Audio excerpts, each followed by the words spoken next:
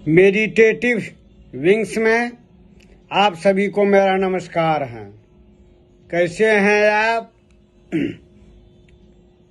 आज हम आपके समक्ष लाए हैं अध्यात्म तत्व का नया अध्याय, न आना न जाना।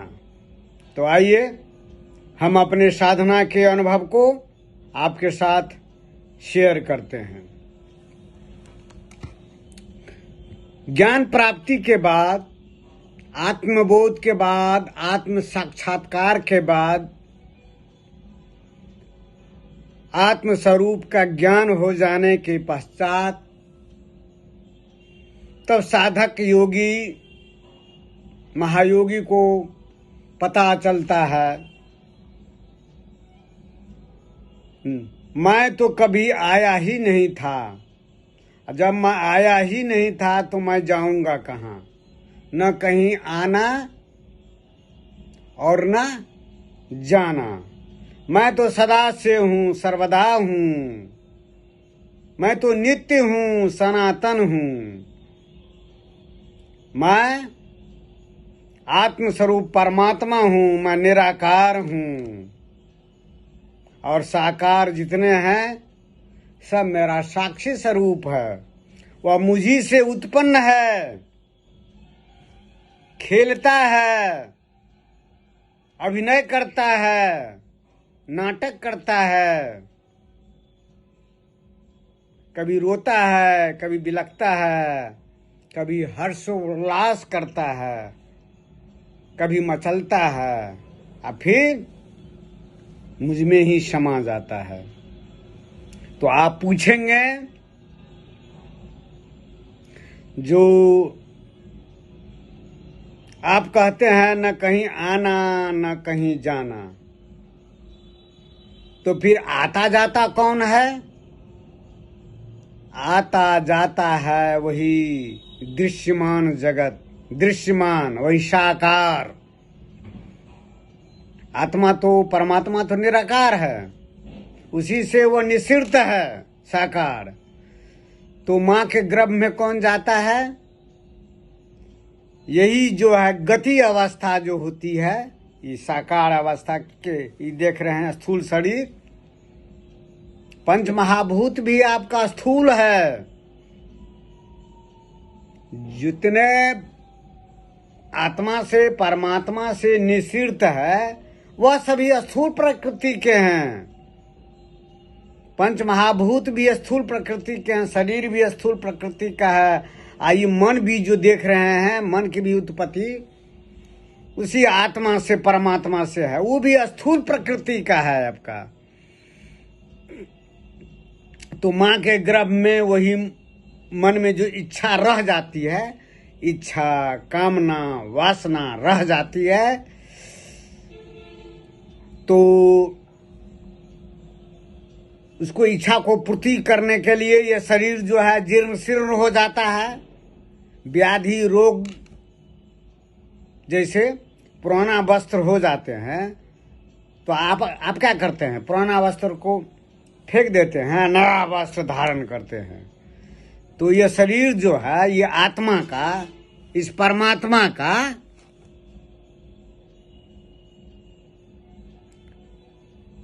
जो साकार रूप है, साक्षी रूप है ये। तो माँ के गर्भ में वही मन जो है जिसमें इच्छा, कामना, वासना रह जाती है, तो अपने कामना को पूरा करने के लिए फिर जो वह नया शरीर धारण करता है। वो नया शरीर धारण करने के लिए माँ के गर्भ में जाता है। वो कौन जाता है? ये मन जाता है। अब मन कौन है? वही आत्मा से निश्चित है, यह स्थूल प्रकृति का है। ये मत भूलिए, जो मन जो आप देख नहीं रहे हैं, आप कहते हैं जो बहुत ही सूक्ष्म है ये, लेकिन मन जो है वो भी स्थूल प्रकृति का है। अब मन निराकार कब होता है? जब वह सभी चक्रों को भेद करके, खट चक्र को भेद करके, अज्ञान चक्र को भेद करके जब सहस्त्रार में जाता है, तब वो निराकार हो जाता है। तब उसमें निराकार हो जाता है, वह भी जो प्रकाशमान हो जाता है आपको, और उसी में मिल जाता है, परमात्मा में। तो माँ के गर्भ में कौन जाता है? यही मन जाता है। यही मन जो है शरीर को धारण करता है। आत्मा प्रकाश, आत्मा प्रकाश न तो कहीं आता है न कहीं जाता है, वो तो सदा सर्वदा से यहीं पर है।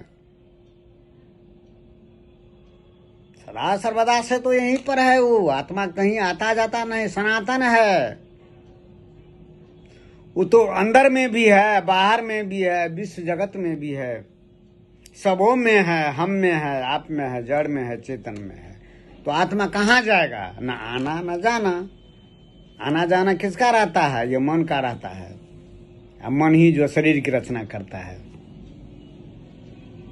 तो ज्ञान प्राप्ति, जैसे समुद्र में, सागर में जो मछली रहती है ना, मछली मछली की इच्छा हुई जो मैं सागर का मैं पता लगाऊंगी मैं मछली का। अब पूरा प्रयत्न किया सागर में, यहाँ वहाँ जो है एकदम भ्रमण करती रही। अंत में थक हार करके तब लगा जो नहीं, हम तो सागरे में हैं, समुद्रे में है वो। तो मछली कभी कभी सागर की लहर से, कभी समुद्र तट पर बालू पर भी जो है गिर पड़ती है, वह सागर से अलग हो जाती है। लेकिन जीवात्मा, जीव, हम, आप, सारा वनस्पति जगत, सारा दृश्यमान जगत परमात्मा से तो कभी अलग हो भी नहीं सकता। वह परमात्मा में है। वो परमात्मा में जन्म मरण भी कहाँ होता है? जन्म मरण, मन जो शरीर धारण करता है, मन जो जन्म लेता है, वह परमात्मा में लेता है आपका। परमात्मा इतना विशाल है, अनंत है, न इसका कहीं ओर है न छोर है। तो परमात्मा में ही है। परमा तो समयातीत है, वह कालातीत है। भगवान श्री कृष्ण ने गीता में कहा ना अर्जुन से, अर्जुन मेरा न कहीं ओर है न छोर है, मैं अनंत हूँ। मैं कहाँ से मैं प्रारंभ हूँ, मैं कहाँ मेरा अंत है। अनंतहीन हूँ मैं, कोई पता नहीं लगा सकता है। तो और श्री कृष्ण भगवान ने पुनः जो है गीता में कहते हैं अर्जुन से, मैं महत योनि हूँ। महत योनि में मेरा ही एक दूसरा नाम है ब्रह्म योनि। मैं योनि स्वरूपा हूँ। मुझ में ही सारे जीव जंतु वनस्पति जड़ सभी जो है जन्म लेते हैं। परमात्मा इतना विशाल है, महत योनि हूँ। और पिता रूप में मैं ही गर्भाधान करता हूँ, और पुत्र रूप में मैं ही जन्म लेता हूँ। तो सब तो आपको परमात्मा ही है, आत्मा ही है, सब जगह है, सर्वव्यापी है, सर्वज्ञ है, सर्वशक्तिमान है। तो कहाँ आना और कहाँ जाना? आत्मबोध, आत्मज्ञान, आत्म साक्षात्कार के बाद साधक योगी को पता चलता है, अरे मेरी तो मेरा तो कभी न जन्म होता है न कभी मरण होता है। आत्मा को कभी जन्म नहीं होता है न मरण होता है। हमेशा आत्मा कभी सोता भी नहीं है, हमेशा जागृत रहता है, खाता भी नहीं है, पीता भी नहीं है, कुछ भी नहीं करता है। चूंकि वो जीवन धारण करने के लिए, तो जैसे दृश्यमान जगत है, स्थूल जगत को जरूरत पड़ती है। भोजन, सोना, खाना, निद्रा की अवस्था, ये सब स्थूल प्रकृति के जो होते हैं ना, उसको जरूरत पड़ती है। और आत्मा परमात्मा तो निराकार है, प्रकाश स्वरूप है। उसको कहीं न सोने की जरूरत है, वो हमेशा तो जागृत अवस्था है, प्रकाश स्वरूप है, अनंत है, सर्वव्यापी हैं, सर्वज्ञ हैं। और परमात्मा का ही अंश आत्मा जो है आपके शरीर में, मेरे शरीर में प्रकाश स्वरूप है, जो सबको जीवन शक्ति देता है। स्थूल जगत को, स्थूल प्रकृति को, या शरीर को भी शक्ति एनर्जी देता है। यह मन भी स्थूल है, मन को भी आप मन को भी आप सूक्ष्म कहें, वह भी स्थूल है आपका। अब मन जब वह सहस्त्रार में पहुंचता है तभी वह निराकार होता है, अन्यथा नहीं।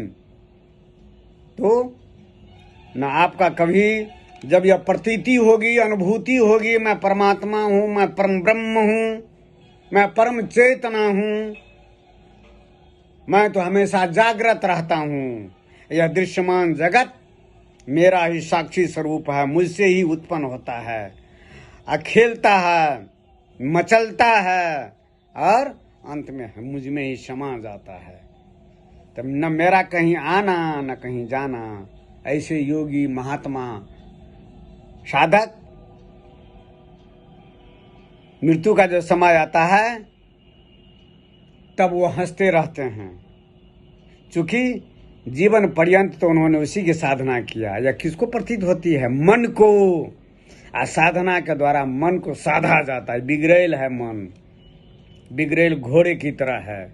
जैसे बिगड़ेल घोड़ा रहता है ना, सवार को पटक देता है, लेकिन जब घुड़सवार जो है दृढ़ प्रतिज्ञ रहता है तो उस घोड़ा को साध लेता है, तब वो घोड़ा सवार के इच्छानुसार चलता है। यही मन है, बिगड़ेल घोड़ा की तरह है। इस साधना के बल पर इसको साध लीजिए और तब देखिए मन की अनुभूति हो जाएगी, प्रतीत हो जाएगी। मन को ही होता है, मन ही तो संसार है आपका, मन की ही सब। अब मन की साधना के बाद जो है, योग साधना के बाद, प्राणायाम के बाद, क्रिया योग के बाद, तब मन को प्रतीत होती है जो मैं परमात्मा हूँ, परम ब्रह्म हूँ। परम ब्रह्म न कभी कहीं आता है, न जाता है, न खाता है, न सोता भी नहीं है। वह प्रकाश स्वरूप हैं, आत्म स्वरूप हैं। तो आज इतना ही, फिर हम दूसरा दिन नया अध्याय को लेकर के आएंगे। तब तक नमस्कार, धन्यवाद।